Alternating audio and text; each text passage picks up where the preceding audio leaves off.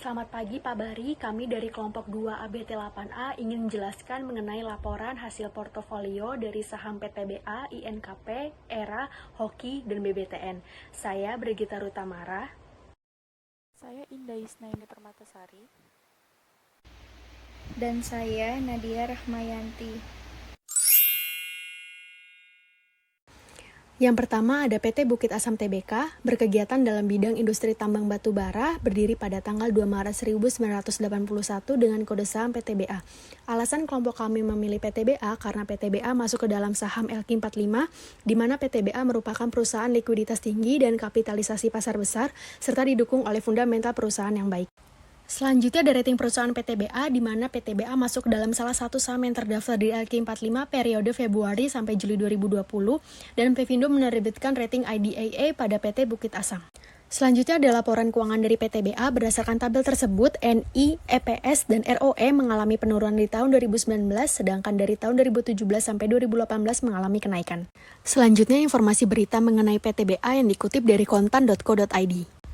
Selanjutnya ada rekomendasi perusahaan sekuritas untuk PTBA dikutip dari CNN Indonesia. Yang kedua ada PT Indakiat Pulp and Paper Tbk, berkegiatan dalam bidang pembuatan kertas pulp dan kertas kemasan, berdiri pada tanggal 7 Desember 1976 dengan kode saham INKP. Alasan kelompok kami memilih INKP karena INKP masuk ke dalam LQ45, di mana INKP merupakan perusahaan likuiditas tinggi dan kapitalisasi pasar besar, serta didukung oleh fundamental perusahaan yang baik. Selanjutnya ada rating perusahaan INKP, di mana INKP tercatat sebagai salah satu saham dalam LQ45 yang berlaku untuk periode Februari sampai Juli 2020. Selanjutnya ada laporan keuangan dari INKP. Berdasarkan tabel tersebut, NI, EPS, dan ROE mengalami penurunan di tahun 2019, sedangkan dari tahun 2017 sampai dengan 2018 mengalami kenaikan. Selanjutnya ada informasi berita mengenai INKP dikutip dari kontan.co.id. Berikut merupakan rekomendasi untuk saham INKP dari perusahaan sekuritas yang kami kutip berdasarkan artikel kontan.co.id. Saham selanjutnya adalah saham ERA, di mana memiliki kegiatan usaha importir, distribusi, dan perdagangan retail perangkat telekomunikasi, didirikan pada tahun 1996, dan memiliki kode saham ERA. Alasan kami memilih ERA karena termasuk ke dalam saham LQ45, di mana ERA merupakan perusahaan likuiditas tinggi dan kapitalisasi pasar besar serta didukung oleh fundamental perusahaan yang baik. ERA tercatat sebagai salah satu saham dalam LQ45 yang berlaku untuk periode Februari sampai dengan Juli 2020. Berdasarkan informasi tersebut, laba bersih per saham, dan persentase laba terhadap ekuitas mengalami penurunan di tahun 2019. Berikut informasi berita mengenai ERA yang kami kutip dari artikel kontan.co.id. Selanjutnya adalah rekomendasi untuk saham ERA dari perusahaan sekuritas yang kami kutip berdasarkan artikel CNN Indonesia. Saham selanjutnya adalah saham Hoki yang memiliki kegiatan usaha perdagangan beras, didirikan pada 16 September 2003 dan memiliki kode saham Hoki. Alasan kami memilih Hoki adalah karena Hoki termasuk ke dalam indeks 80 dan juga karena analis jasa utama sekuritas yaitu Chris Aprilioni yang mengatakan bahwa fundamental Hoki yang kuat serta prospek jangka panjang yang dapat bertumbuh dan layak untuk diinvestasikan. Hoki tercatat sebagai salah satu saham di dalam indeks 80 yang berlaku untuk periode Februari sampai dengan Juli 2020. Berdasarkan laporan keuangan Hoki tersebut, laba bersih per saham, dan persentase laba terhadap ekuitas mengalami peningkatan di tahun 2019 dibanding dengan 2018 dan 2017. Berikutnya ada informasi berita dari Hoki yang kami ambil dari kontan.co.id. Lalu ada rekomendasi perusahaan sekuritas untuk Hoki yang kami ambil juga dari kontan.co.id. Selanjutnya ada PT Bank Tabungan Negara dengan kode saham BBTN yang masuk ke dalam sektor finansial. Dan alasan kelompok kami memilih BBTN karena BBTN masuk ke dalam saham LQ45, di mana BBTN merupakan perusahaan likuiditas tinggi dan kapitalisasi pasar besar, serta didukung oleh fundamental perusahaan yang baik. Selanjutnya ada rating perusahaan BBTN. BBTN tercatat sebagai salah satu saham dalam LQ45 yang berlaku untuk periode Februari sampai Juli 2020. Dan juga BBTN masuk ke peringkat IDA Amin yang menunjukkan bahwa BBTN memiliki kemampuan yang sangat kuat atau cenderung lemah dalam mencapai long-term financial commitment. Berikut adalah laporan keuangan dari BBTN. Berdasarkan informasi di atas, laba bersih atau net income, laba bersih per saham atau earning per share, dan persentase laba terhadap ekuitas atau return of equity mengalami penurunan dari tahun 2017 ke 2018 dan mengalami kenaikan dari 2018 ke 2019. Berikutnya ada informasi berita untuk BBTN yang kami ambil dari kontan.co.id.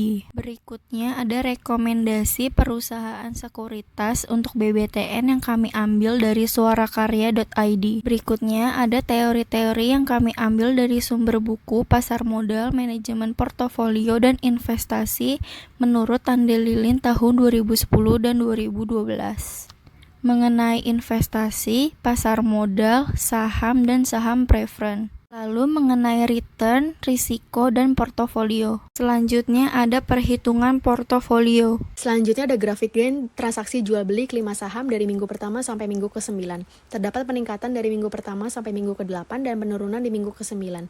Terjadinya peningkatan di minggu ke-8 karena saat penutupan IHSG menanjak 3,44% atau 154,21 poin menjadi 4.634,82. Terpantau saham 262 menguat, 132 saham melemah, dan 131 saham stagnan. INKP PTBA Era ikut naik sehingga cukup berpengaruh besar dalam kenaikan gain. Selanjutnya, terjadinya penurunan di minggu ke-9 karena sentimen COVID-19 masih menjadi hal yang paling utama dalam mempengaruhi pergerakan market. Jumlah kasus dan tingkat mortalitas semakin tinggi. Lembaga pemeringkat Standard & Poor's atau S&P mempertahankan Sovereign Credit Rating Indonesia pada BBB, namun dengan outlook dari stabil menjadi negatif. Secara sektoral, seluruh sektor terkoreksi di mana sektor properti turun paling dalam, yaitu minus 2,82%, diikuti sektor infrastruktur dan sektor industri.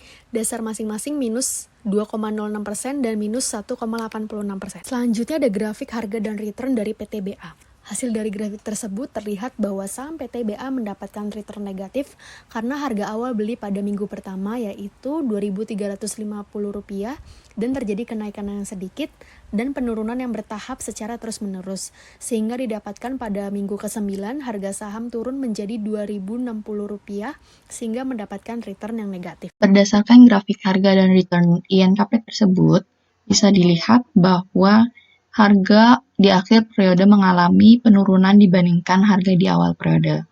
Sedangkan untuk return-nya sendiri memiliki hasil yang negatif. Dikarenakan harga awal belinya itu terjadi penurunan secara bertahap dan terus-menerus. Sehingga hasil yang didapatkan untuk return-nya itu memiliki nilai negatif. Namun, INKP merupakan saham yang memiliki return paling tinggi dibandingkan 4 saham lainnya. Itu yang menjadikan INKP merupakan saham yang paling perform dibandingkan saham lainnya. Untuk grafik harga dan return pada saham ERA bisa dilihat bahwa harga di akhir periode mengalami penurunan yang signifikan dibandingkan harga di awal periode. Hal tersebut juga mempengaruhi hasil akhir dari expected return-nya itu sendiri. Nah, dari saham tersebut mendapatkan return yang negatif karena harga awal beli atau harga di awal periode terjadi penurunan secara bertahap dan juga terus-menerus hingga akhir periode. Sehingga hasil expected return yang didapatkan yaitu negatif.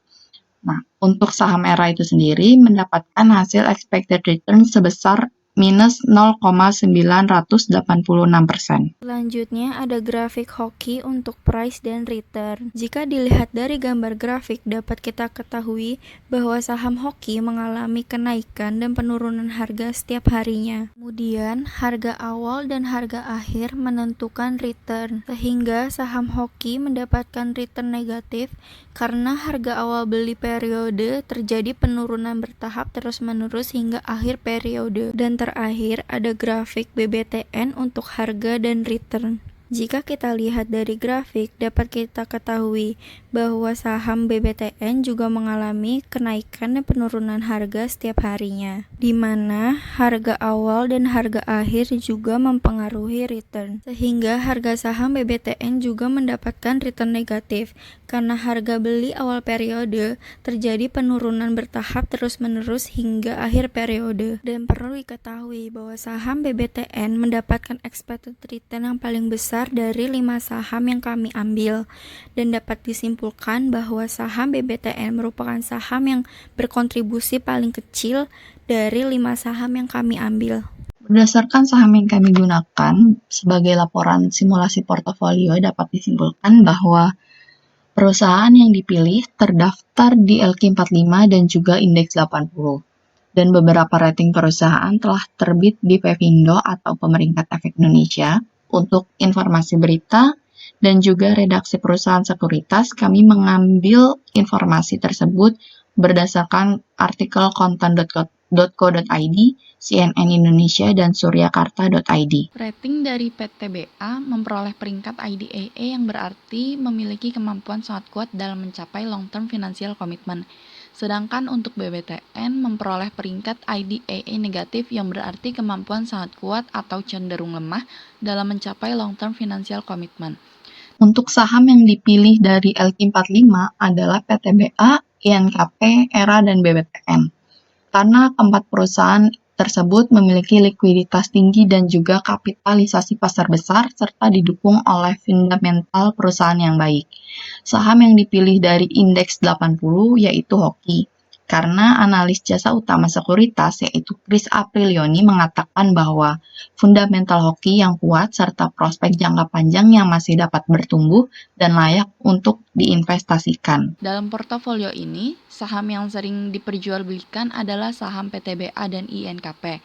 Sedangkan untuk saham yang jarang atau sedikit diperjualbelikan adalah saham Hoki dan BBTN. Berdasarkan hasil perhitungan portofolio yang telah kami buat, memberikan nilai expected return sebesar minus 0,68% dan juga risiko sebesar 3,81%.